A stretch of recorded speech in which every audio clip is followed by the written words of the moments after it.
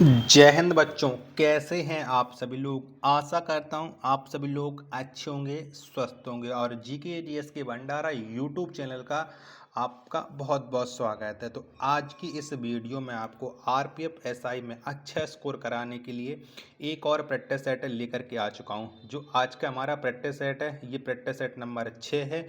जो अभी तक आपने अगर 5 प्रैक्टिस सेट कर लिए तो बहुत अच्छी बात है, और नहीं किए होंगे 5 प्रैक्टिस सेट है तो वो आप लोग जरूर कर लीजिएगा। और वीडियो को शुरू से लेकर के एंड तक देखिएगा, और कमेंट बॉक्स में आपको अपना स्कोर जरूर बताने कि आपने कितने प्रश्न सही किए और जीके जीएस के 50 प्रश्नों में से। क्योंकि अगर आपको अच्छा स्कोर करना है तो सबसे ज़्यादा आपको जीके जीएस पर ही पकड़ बनानी पड़ेगी। बाकी में तो आप लोग आराम से अपना स्कोर कर ले जाओगे। तो फिर बिना टाइम वेस्ट करे चलिए शुरू करते हैं आज का अपना ये प्रैक्टिस सेट। तो पहला प्रश्न है कि निम्न में से किस वेद को कर्मकांड ग्रंथ के रूप में जाना जाता है। तो कौन से वेद को जाना जाता है, तो कर्मकांड ग्रंथ के रूप में ये यजुर्वेद को जाना जाता है। एक का ए ऑप्शन है वो राइट आंसर हो जाएगा। चलिएगा, दूसरा प्रश्न आ जाता है आपके सामने कि जहां यह मानते हैं कि भगवान बुद्ध ने अपना पहला उपदेश दिया था, उस स्मारक का नाम बताएं। और जिसे seat of the Holi Buddha भी कहा जाता है। तो बताओ इसका राइट आंसर क्या हो जाएगा प्रश्न संख्या 2 का। तो ये धमेक स्तूप, ये सारनाथ, इसका राइट आंसर हो जाएगा 2 का ऑप्शन संख्या ए। तीसरा प्रश्न है आपके सामने कि दास कुमार चरित या टेल्स ऑफ टेन प्रिंसेस की रचना किसने की थी। तो बताओ ये रचना किसके द्वारा की गई थी। तो दास कुमार चरित या टेल्स ऑफ टेन प्रिंसेस, इसकी जो रचना है वो दंडी ने की थी। 3 का बी ऑप्शन राइट आंसर हो जाएगा। चौथा प्रश्न है आपके सामने कि भारतीय इस्लामी शिल्पकला जो कुतुब मीनार एवं अलाई दरवाजा जैसे स्मारकों में दृष्टिगोचर है, भारत के किस युग से संबंधित है। तो इनका संबंध है वो कौन से युग से है, तो ये संबंध रखते हैं भारत के दिल्ली सल्तनत युग से। यानी 4 का बी ऑप्शन राइट आंसर हो जाएगा। पांचवा प्रश्न आ जाता है कि निम्नलिखित में से कौन बादशाह अकबर के दरबार के 9 रत्नों में से एक नहीं था। तो इनमें से एक हैं जो अकबर के 9 रत्नों में से नहीं थे। 5 का तो वो उस्मान अली खान, इनका संबंध नहीं है। 5 का ए ऑप्शन राइट आंसर हो जाएगा। छठवां प्रश्न आ जाता है आपके सामने कि लाल बलुआ पत्थर का कौन सा प्रसिद्ध किला मुगल शासकों के शाही शहर को घेरता है, जिसमें जहांगीर महल, खास महल, दीवान खास और 2 खूबसूरत मस्जिदें शामिल हैं। तो बताओ क्या है इसका राइट आंसर छठवां का। तो ये आगरा फोर्ट में है। ए ऑप्शन करेक्ट आंसर हो जाएगा। सातवां प्रश्न आ जाता है कि स्वतंत्रता के समय कृषि की स्थिति के संबंध में निम्न में से कौन सा कथन गलत है। तो बताओ कौन गलत है। तो इनके संबंध में जमींदारों ने किसानों की स्थिति को सुधारने में मदद की, ये बिल्कुल कथन गलत है। 7 का बी ऑप्शन राइट आंसर।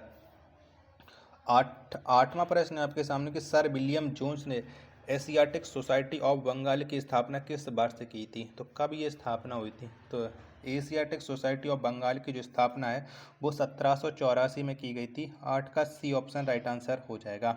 चलिएगा, अगला प्रश्न आ जाता है, प्रश्न संख्या आपके सामने 9 है कि 1926 में स्वराज पार्टी का गठन किसने किया। तो बताओ किसके द्वारा स्वराज पार्टी का गठन किया गया था। तो स्वराज पार्टी का जो गठन है वो मोतीलाल नेहरू और चित्तरंजन दास के द्वारा किया गया था। यानी 9 का बी ऑप्शन देने वाले सभी लोगों का करेक्ट आंसर हो जाएगा।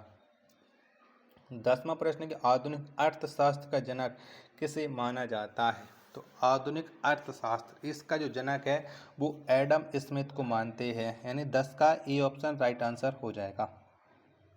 चलिएगा, 11वां प्रश्न है आपके सामने कि भारत में राष्ट्रीय आय की गणना का पहला प्रयास किसने किया था। तो भारत में राष्ट्रीय आय की गणना का पहला प्रयास ये दादा भाई नौरोजी के द्वारा किया गया था। 11 का बी ऑप्शन राइट आंसर हो जाएगा। 12वां प्रश्न है आपके सामने कि भारत का इनमें से कौन सा बैंक सार्वजनिक क्षेत्र का बैंक है। तो कौन सा है। तो भारत का सार्वजनिक क्षेत्र का जो बैंक है वो है इंडियन ओवरसीज बैंक। 12 का बी ऑप्शन राइट आंसर।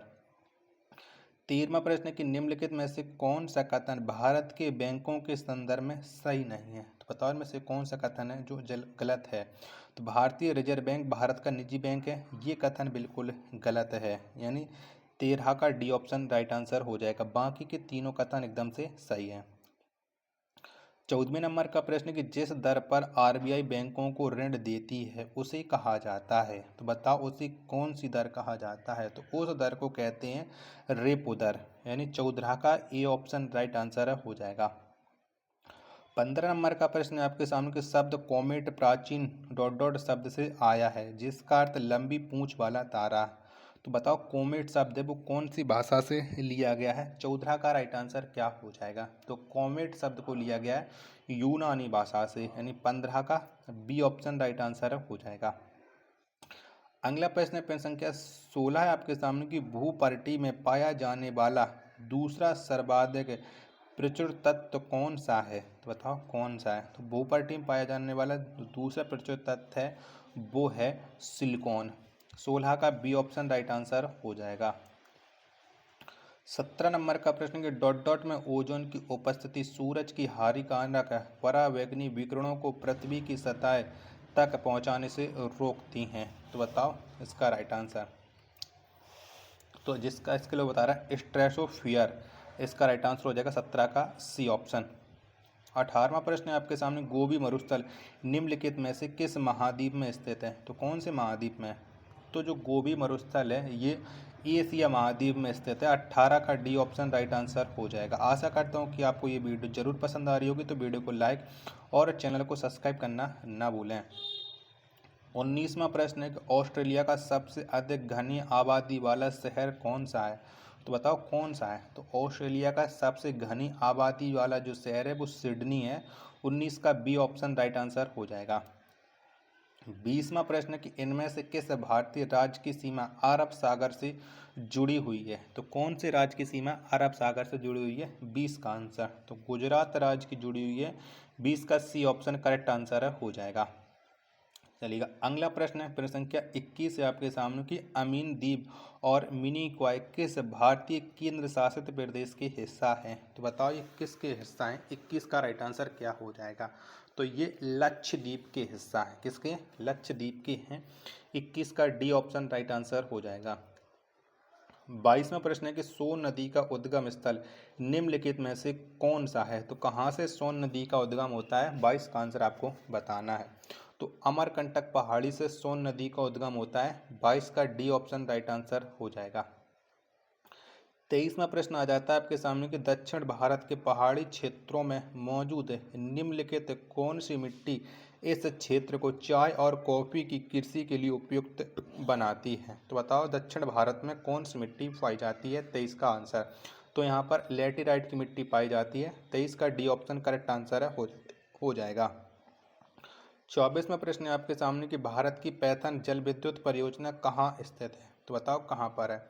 तो भारत की पैथन जल विद्युत परियोजना है ये महाराष्ट्र में स्थित है। 24 का डी ऑप्शन करेक्ट आंसर हो जाएगा। 25वां प्रश्न आ जाता है कि भारत के संविधान की इनमें से कौन सी विशेषता यूनाइटेड किंगडम के संविधान से ली गई है। तो बताओ कौन से संविधान से ली गई है, मतलब कौन सी विशेषता ली गई है यूनाइटेड किंगडम के संविधान से। 25 का आंसर तो ये एकल नागरिकता ली गई है, यानी 25 का डी ऑप्शन करेक्ट आंसर हो जाएगा। 26वां प्रश्न है कि निम्नलिखित में से भारत के बारे में सही कथन का चयन करें। तो बताओ इनमें से कौन सा हो जाएगा। 26 का आंसर तो भारत एक धर्मनिरपेक्ष देश है, ये सही है, बाकी के सभी गलत हैं। 26 का बी ऑप्शन राइट आंसर हो जाएगा। 27वां प्रश्न है कि भारत में मुख्य चुनाव आयुक्त की नियुक्ति किसके द्वारा की जाती है। तो कौन करता है। तो भारत में मुख्य चुनाव आयुक्त की जो नियुक्ति है वो भारत के राष्ट्रपति के द्वारा की जाती है। 27 का ए ऑप्शन करेक्ट आंसर हो जाएगा। 28वां प्रश्न है कि भारत की संसद में डॉट डॉट शामिल हैं। तो बताओ भारत की संसद में क्या क्या शामिल हैं। तो भारत की जो संसद है इसमें शामिल हैं राष्ट्रपति, लोकसभा और राज्यसभा। 28 का डी ऑप्शन है वो राइट आंसर हो जाएगा। चलिएगा अगला प्रश्न आ जाता है अब आपके सामने प्रश्न संख्या 29 है। 29वां प्रश्न है कि भारत सरकार की संघीय कार्यपालिका का प्रमुख कौन होता है। तो कौन होता है। तो इसका जो प्रमुख है वो प्रधानमंत्री होता है। 29 का ए ऑप्शन राइट आंसर हो जाएगा। 30वां प्रश्न है कि संसद और राज्य विधानसभा की विधायी अतिरेक की जांच डॉट डॉट के जरिए की जाती है। तो ये जांच किसके जरिए की जाती है। तो ये न्यायिक समीक्षा के जरिए जांच की जाती है। 30 का सी ऑप्शन देने वाले सभी लोगों का राइट आंसर हो जाएगा।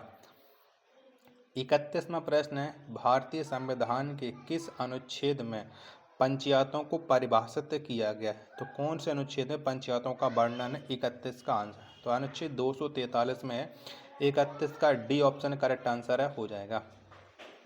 32वां प्रश्न है कि राष्ट्रीय आपातकाल के बाद सत्ता में आने वाली राजनीतिक पार्टी डॉट डॉट थी। तो कौन सी पार्टी है राष्ट्रीय आपातकाल के बाद सत्ता में आई थी? तो वो पार्टी थी जनता पार्टी। 32 का सी ऑप्शन राइट आंसर है, हो जाएगा। अगला प्रश्न है प्रश्न संख्या 33 है कि इनमें से किस राज्य में हॉर्नबिल और मुआत्सु उत्सव प्रमुख रूप से मनाए जाते हैं? तो बताओ हॉर्नबिल को कहाँ पर मनाया जाता है? तो हॉर्नबिल ये नागालैंड, इसका राइट आंसर हो जाएगा 33 का डी ऑप्शन। 34वां प्रश्न है आपके सामने कि नौटंकी किस राज्य का एक लोक नृत्य है? तो नौटंकी कहाँ का लोक नृत्य है? तो नौटंकी ये उत्तर प्रदेश का एक लोक नृत्य है। 34 का सी ऑप्शन करेक्ट आंसर हो जाएगा। अगला प्रश्न है प्रश्न संख्या 35 है आपके सामने, मालगुड़ी नामक काल्पनिक गांव व उसके आसपास के क्षेत्र पर आधारित कहानियां लिखने के लिए सुप्रसिद्ध भारतीय लेखक कौन है? तो बताओ कौन है वो प्रसिद्ध लेखक? तो वो प्रसिद्ध लेखक हैं R.K. नारायण, यानी 35 का डी ऑप्शन राइट आंसर है, हो जाएगा। अगला प्रश्न प्रश्न संख्या 36 है आपके सामने कि दादा साहेब फाल्के पुरस्कार किस क्षेत्र की प्रसिद्ध हस्तियों को उनके उल्लेखनीय योगदान के लिए प्रदान किया जाने वाला पुरस्कार है? तो बताओ दादा साहब फाल्के पुरस्कार का संबंध वो कौन से क्षेत्र से है? 36 का आंसर आपको देना है कि 36 का राइट आंसर क्या हो जाएगा। तो दादा साहब फाल्के पुरस्कार है ये दिया जाता है सिनेमा के क्षेत्र में। 36 का सी ऑप्शन राइट आंसर हो जाएगा।